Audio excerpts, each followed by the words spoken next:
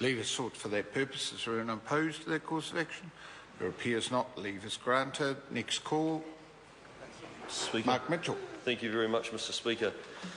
It's a pleasure to stand and take a call on this, the Prohibition of Gang Insignia in Government Premises Bill.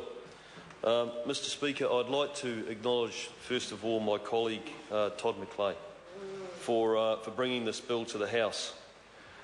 He's a member of the National Caucus, obviously, and the reason that a bill like this is generated is that the National Caucus, in support of our government, is focused on making New Zealand a safer place for all Kiwis. He also understands his electorate very well, and we've seen examples in the House from earlier speakers that appear to be out of touch with their electorates. He is not. He understands that there is a real issue with gangs, actually not just in Rotorua, not just his electorate, but nationally. I'd just like to talk about one of my first contacts with gangs, and it was as a police dog handler actually working in Rotorua. And for those that have lived in Rotorua, either in the police or even just residents, members of the community, they will be very aware of the old mongrel mob headquarters on Sala Street.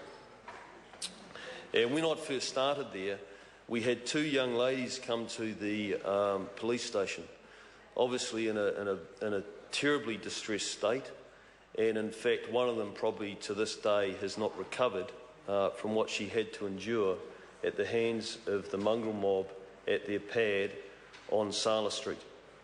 And what had happened to them is that the mongrel mob had two young prospects, and one of them was her cousin.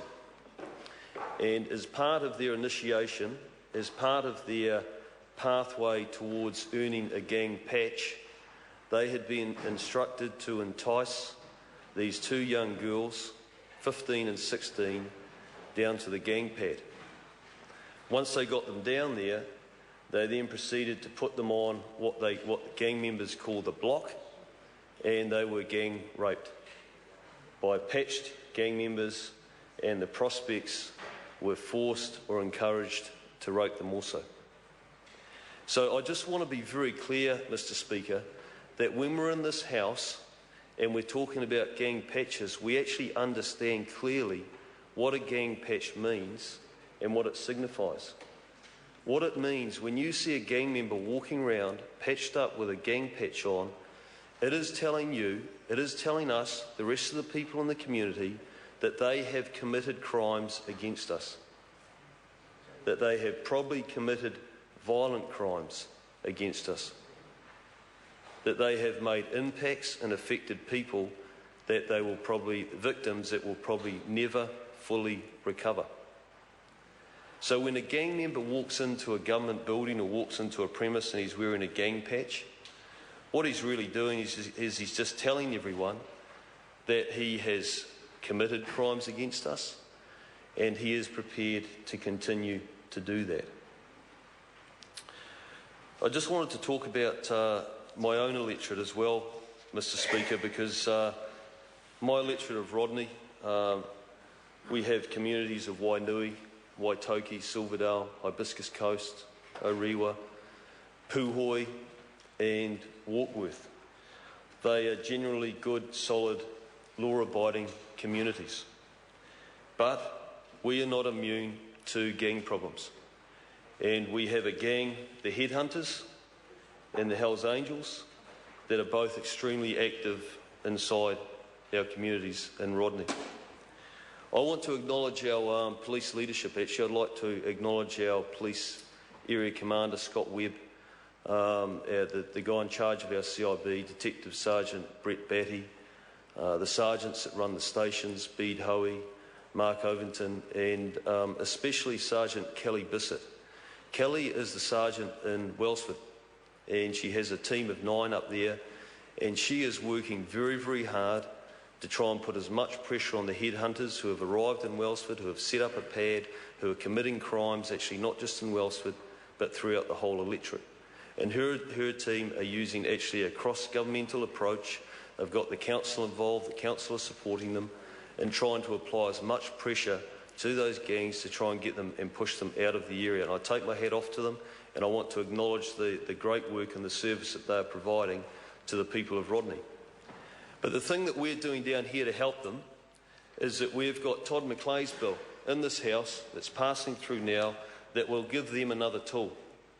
It'll allow them to take action against a patched gang member when they walk into or when they're present in a government building. In fact, I was up there with them 2 weeks ago.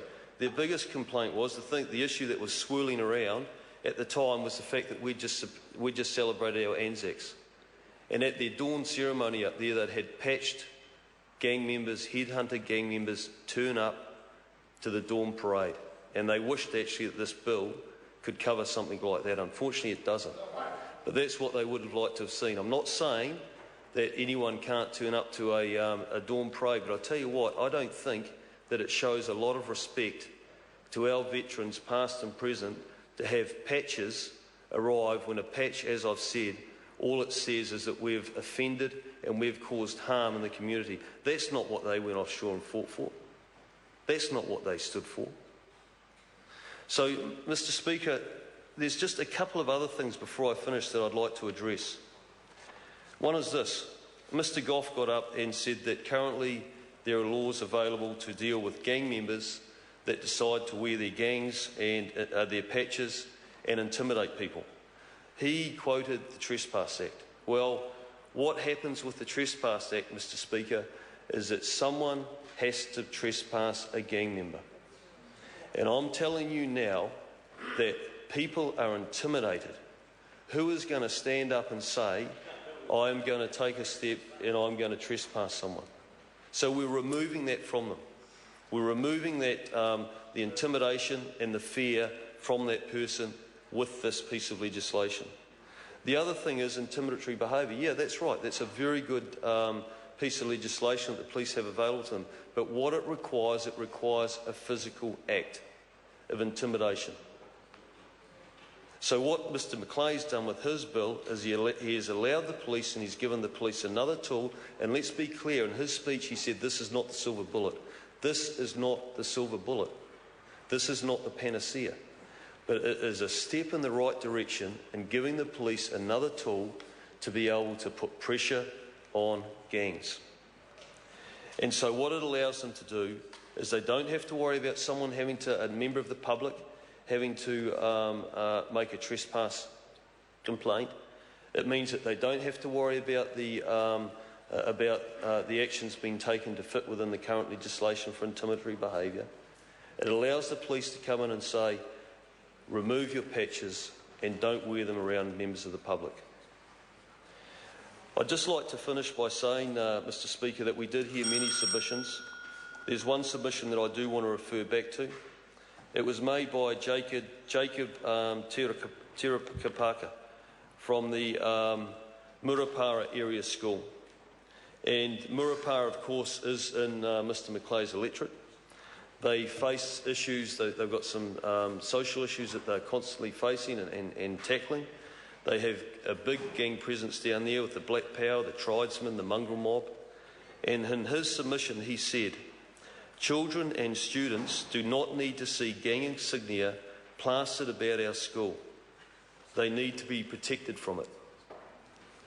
The introduction of gang insignia into our premises would create tensions and unnecessary negative behaviour, and we want to discourage that type of behaviour in our school.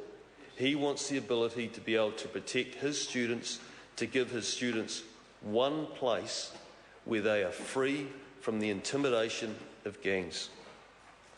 I know for a fact, Mr. Speaker, that in my own home electorate, Kate Shevlin, the principal of Orewa College, or James Thomas, the principal of Whangaparoa, David McLeod, the principal of Maharangi College, and Francine Bennett from Kingsway, would all welcome the ability to be able to prevent having gang patches in their school and around their students.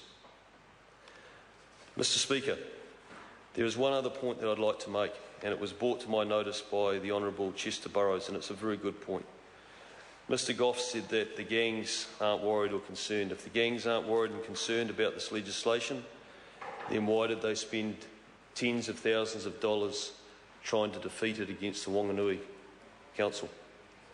If they're not worried about it, then why have they got their two-bit lawyers turning up to our select committee to make submissions on their behalf? Thank you, Mr. Speaker. Richard Prosser. Thank you, Mr. Speaker. It's a pleasure to rise and take a call on this bill, and an honour, I have to say.